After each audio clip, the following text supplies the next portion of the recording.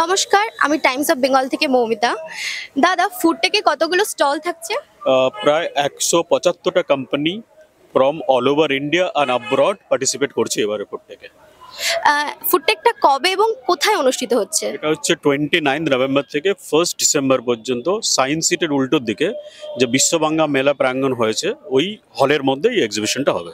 Sir, আমাদের 10টা থেকে 6টা পর্যন্ত। আমাদের দর্শকদের আপনি কি বলতে চান? হ্যাঁ, আপনাদের দর্শকদেরকে এটাই জানাতে চাইছি যারা ফুড ইন্ডাস্ট্রিতে ইন্টারেস্টেড আছে বা আগামী দিনে যারা ফুড বিজনেস করতে চায় বা যারা এক্সিস্টিং ফুড বিজনেসে আছে তাদের জন্য এটা একটা রাইট প্ল্যাটফর্ম। কিভাবে নিজেদের বিজনেসটাকে আপডেট করবেন এবং মডার্নাইজেশন কি হয়েছে সেই জিনিসগুলো আপনারা ওখানে উপলব্ধি করতে পারবেন এবং দেখতে পারবেন। স্যার, এখানে কোনো পার্ক বা কিছু আছে যা বাচ্চাদের জন্য? না, this is a business exhibition, এটা বাচ্চাদের জন্য কিছু না, একমাত্র যারা ফুড ইন্ডাস্ট্রিতে ইন্টারেস্টেড তাদের জন্য। Thank you. 6 o'clock in the evening. এই international exhibition we organize collaboration with some food-related trade association, and I would like to introduce my co-chairs here.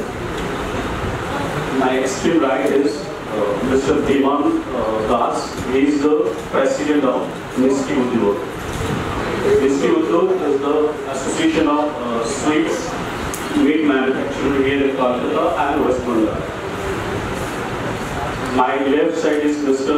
Sauvik Raha, who is the honorary joint secretary to the Hotel and Restaurant Association of Eastern India. And my extreme left is Madam Poonam Khakar. She is the secretary of National Restaurant Association of India, that is NRAI. In 21st International Food Tech, it was about 175 companies from all over India, and the foreign companies are participating through their Indian channels. এই 3 দিন এক্সিবিশনে food ইন্ডাস্ট্রিতে নতুন আমরা সত্যি বলতে মিষ্টান্ন ব্যবসায়ী association প্রথম থেকেই যবে থেকে 21 বছর, this is the 21st food tech, international food tech. আমরা প্রথম থেকেই মিষ্টান্ন ব্যবসায়ীরা জড়িত আছেন। আমরা মিষ্টি উদ্যোগ গত 3 বছর ধরে জড়িত। স্যার, আপনি দর্শকের কাছে কি বলতে চান?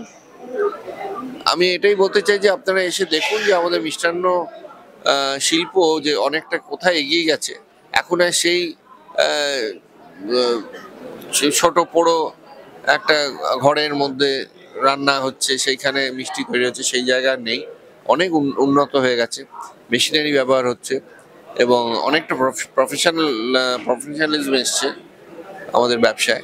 সেইটা সবাই আসুন, এসে দেখুন, এবং যারা মিষ্টান্ন ব্যবসায়ী তারা বেশি করে আসুন, এসে নিজেদের আরো উন্নীত করুন।